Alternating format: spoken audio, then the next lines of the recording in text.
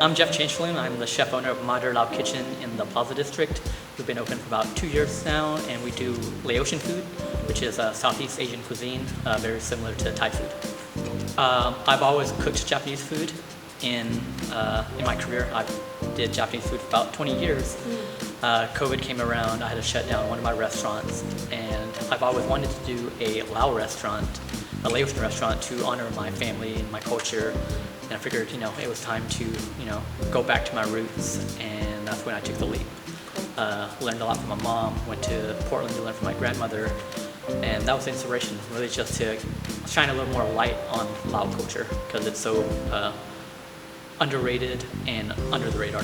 I was drawn to this Lichtenstein piece because I studied it a little bit in art school, and I'm just very gravitated to abstract art, and the colors really drew me in.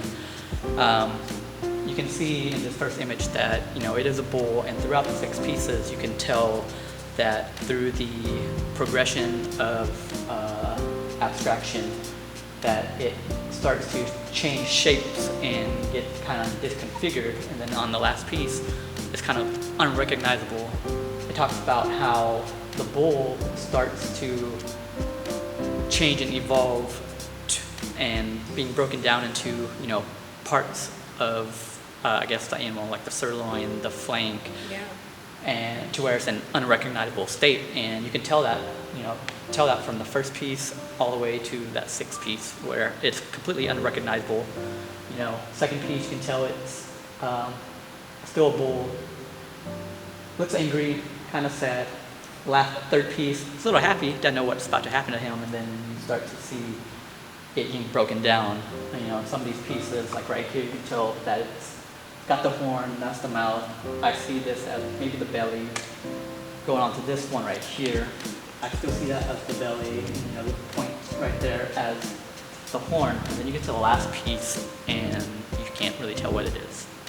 You break down, we talked about the bowl already, so let's say you took a fish, for instance. You break it down, you got the bones, you got the head, you got the fillet, the skin. You go through all that process at the end, depending if you are a chef or a food aficionado, you might be able to determine what type of fish that was after it's been broken down. But to maybe the average eye, or to the everyday people, you might not be able to tell that that was once a snapper unless you know what a snapper looks like. With food, flavors have to be balanced. Acid, bitterness, saltiness, sweetness, they all have to be in balance for it to really shine and harmonize. And with art, I feel that's the same. Different color combinations, where the placements are as far as lines, squares, circles, when we're talking about geometric shapes.